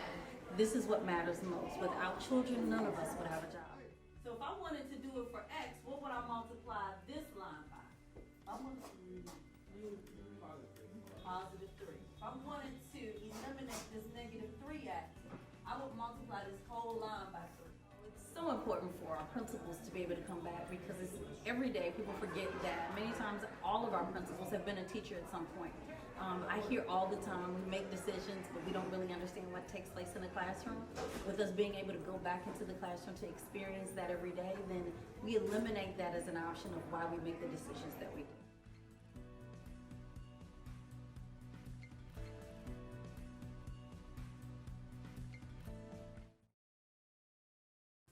Prince George's County Public Schools are flying high these days.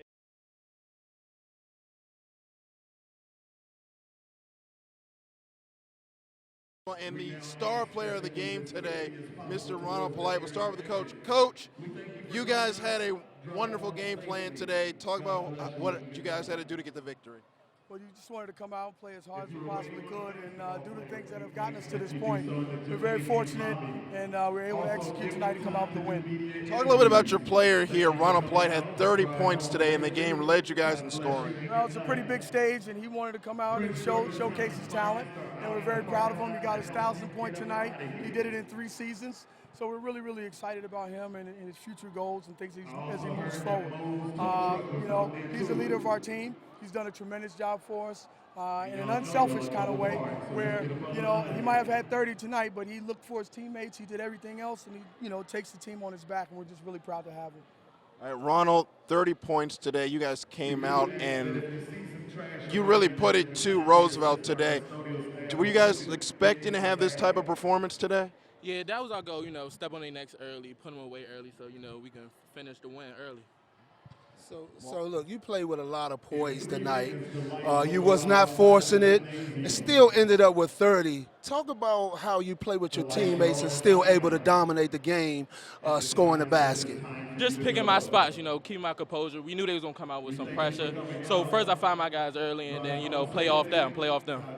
Coach, you guys came out with a lot of energy, and it looked like you were very confident. Talk a little bit about that, even though this Eleanor Roosevelt team is the #1 seed. They hadn't lost a game in conference. So what was it that made you guys so confident coming out early on? Well, we feel like we can compete with anybody when everybody's healthy.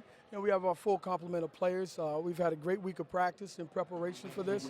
We're just really, really excited to come out and showcase this in front of Prince George's County. For the county championship, it means something. And to have everybody come out tonight and support us the way that they did, it just shows where basketball is here in Prince George's County. 3A, 2A, 1A is an extremely tough league. You don't hear about it very often. However, everybody talks about the 4A, the other schools. And, we just want to make sure that we show our brand of basketball, let everybody know that we can play too. So, Coach, you're talking about being healthy. Mike Sumner back for this game off the bench with 18 points. He was a great contributor tonight. Congratulations. A great team effort. You guys played with a lot of heart. Congratulations. Thank you. Thank you. Thank you. How old do you have to be in order to vote? At least 18. 18. You have to be at least 18. 18. What percentage of people your age do you think have registered to vote? Less than 50%. I would say 40%. I don't know. Not many. When's the next election? November. It's not my birthday. I think. I don't know. I don't know. It's coming up though. February. Hey everyone, my name is Joshua Malola and I'm your student member of the board. Hi, I'm David Harmon here with The Huddle. I have our great reporters here today. What do you guys think about the game?